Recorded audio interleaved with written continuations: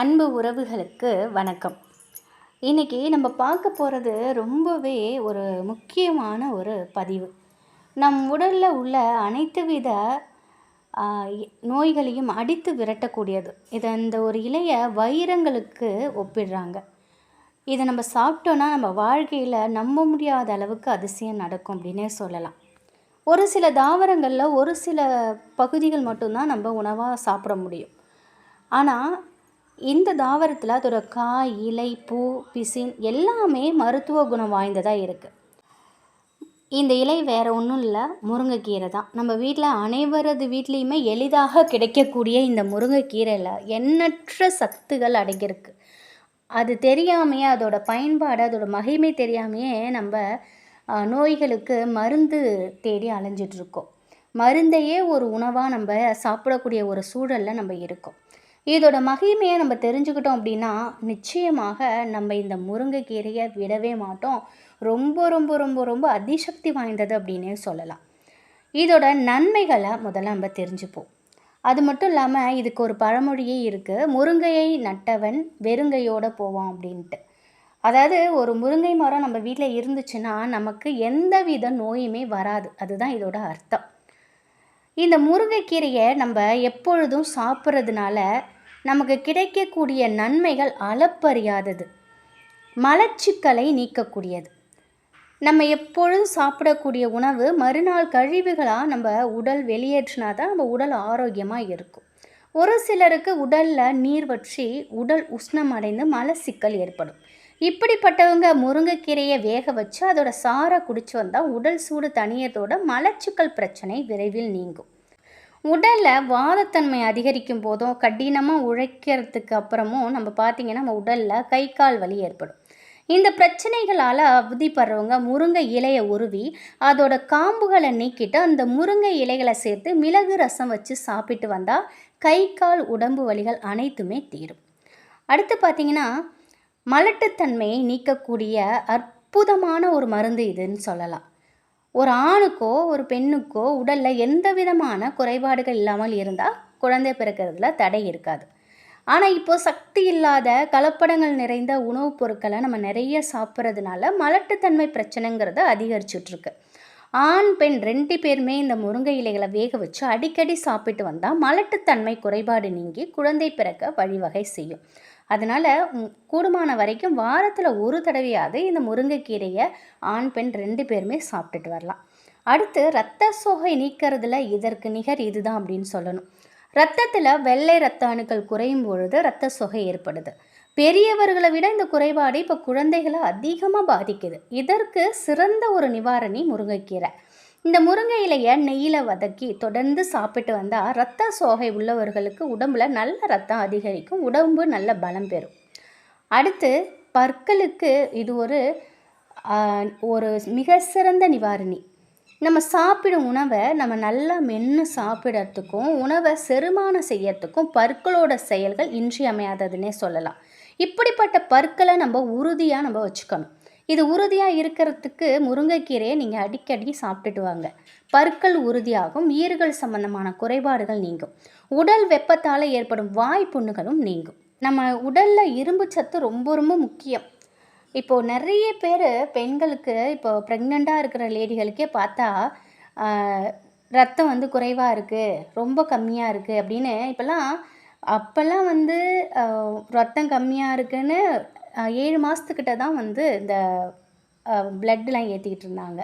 Blood ஊசியும் அதை ட்ரிப்பில் போட்டும் அதை கலந்து போட்டுட்டு. ஆனால் இப்போலாம் ஸ்டார்டிங்லேயே போட ஆரம்பிச்சிடுறாங்க.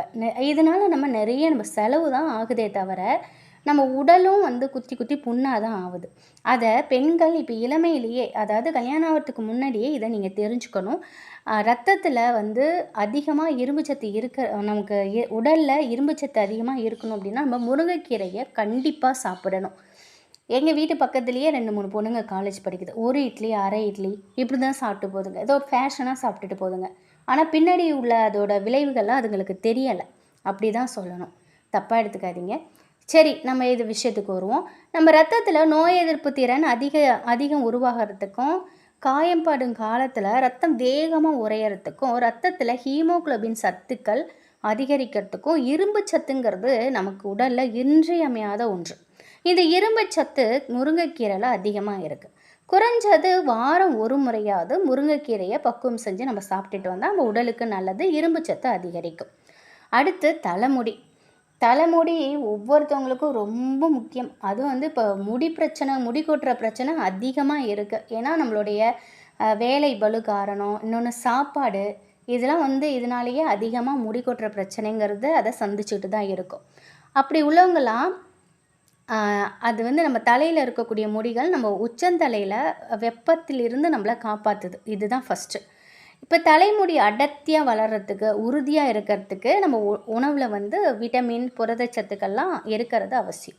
முருங்கைக்கீரையில் விட்டமின் புரதச்சத்துக்கள்லாம் அதிகமாகவே இருக்குது. முருங்கைக்கீரையை அடிக்கடி பக்குவம் செஞ்சு நம்ம சாப்பிட்டுட்டு வந்தோம்னா தலைமுடி உதிர்வு, முடி நரைப்பு, இந்த பிரச்சனையிலேருந்து நம்மளை காப்பாற்றிக்கலாம். அதனால் பொக்கிஷமாக கிடைக்கக்கூடிய இந்த முருங்கைக்கீரை எல்லார் வீட்லேயும் இப்போ கிராமப்புறங்களில் மட்டும் இல்லை, நகர்ப்புறங்கள்லேயும் அனைவரது வீட்லேயுமே இந்த முருங்கைக்கீரையை வளர்த்துக்கிட்டு வராங்க.